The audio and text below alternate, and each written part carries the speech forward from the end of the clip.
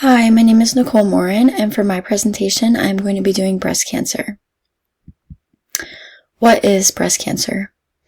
Breast cancer is a type of cancer that starts in the breast. It can start in one or both breasts.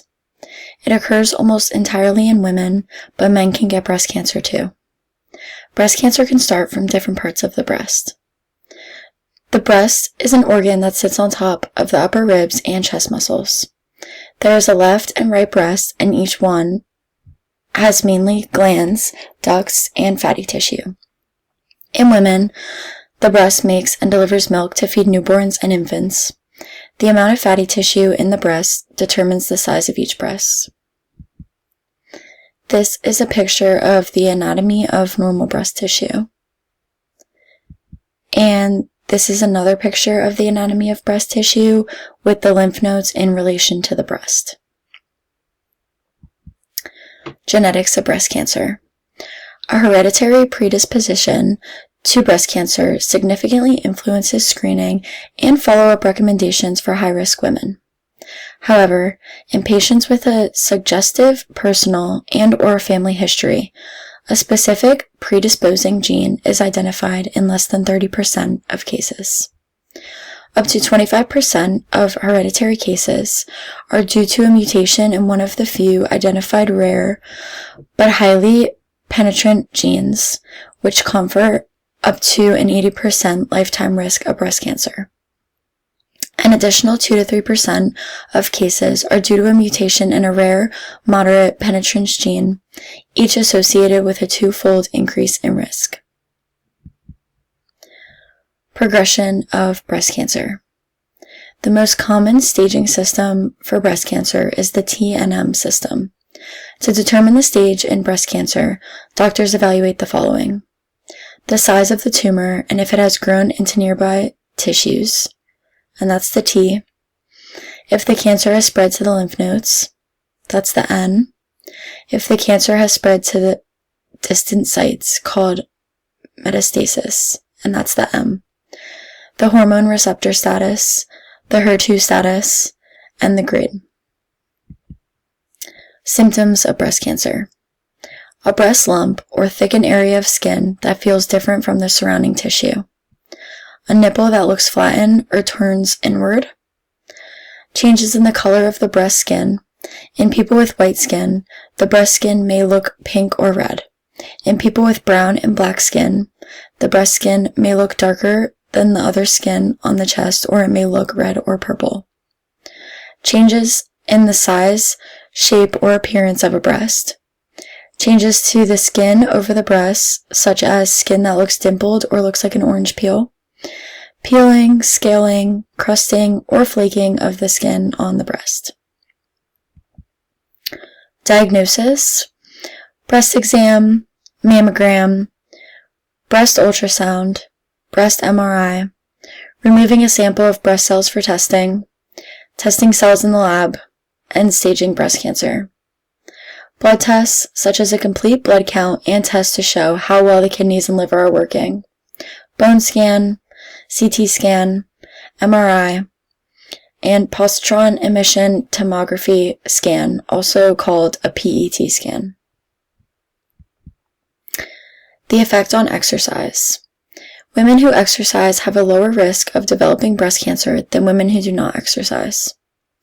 Doctors don't fully understand how exercise lowers risk, but many doctors believe being active helps regulate insulin and estrogen hormones that can cause breast cancer to grow. Maintaining a healthy weight with regular exercise can also help regulate hormones, reduce inflammation, and keep the immune system healthy. The effect on exercise. A 2025 study found more daily steps were associated with a lower risk of dying from any cause among postmenopausal women with a history of cancer. Women who took 5,000 to 6,000 steps per day reaped the greatest benefit, reducing their risk of dying by 40%. Looking specifically at heart issues, each additional 2,500 steps per day was linked to a 34% lower risk of dying from cardiovascular disease. And this graph on the right is the results from the study Management and meds. Management depends on stage and tumor type. Treatments include surgery, radiation, chemotherapy, hormone therapy, and targeted therapy. Common medications: chemotherapy drugs, hormone therapy, targeted therapy.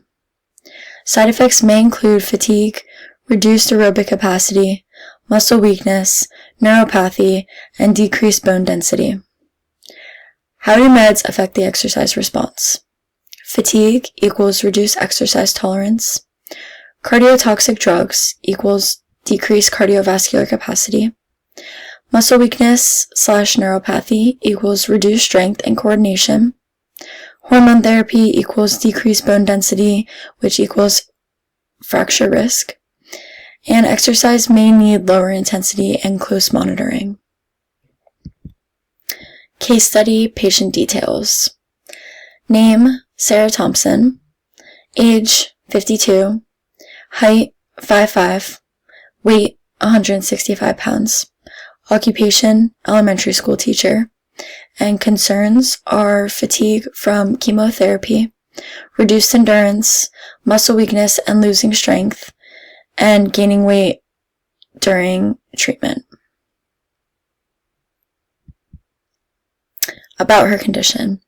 Sarah Thompson, a 52-year-old elementary school teacher, was recently diagnosed with stage 2 breast cancer. She underwent a lumpectomy to remove the tumor and is currently receiving chemotherapy and radiation therapy. Her cancer is hormone receptor positive, so she will likely begin hormone therapy with medications such as tamoxifen to reduce the risk of recurrence. Due to treatment, she is experiencing fatigue, decreased endurance, and mild muscle weakness, which have made it more difficult for her to maintain her normal physical activity levels. Exercise tests. The aerobic test could be the 6-minute walk test, which measures cardiovascular endurance and functional capacity, which may be reduced due to cancer treatment. The strength test could be hand grip or submaximal strength test, and this evaluates muscle strength since chemotherapy can cause muscle weakness and loss of strength. The flexibility test could be the sit and reach or the shoulder ROM test. These assess flexibility and joint mobility, which may be limited after surgery or reduced physical activity. And the balance test would be the single leg balance test only if needed, and this identifies balance deficits that may occur from fatigue or chemotherapy-related neuropathy. Exercise prescription.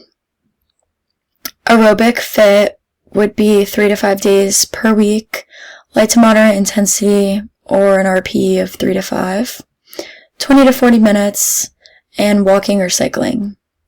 Strength fit would be 2 to 3 days per week, light to moderate resistance, 1 to 3 sets of 8 to 12 reps, and resistance bands or machines. Flexibility fit would be 2 to 3 days per week, mild tension, 10 to 30 second holds, and static stretching.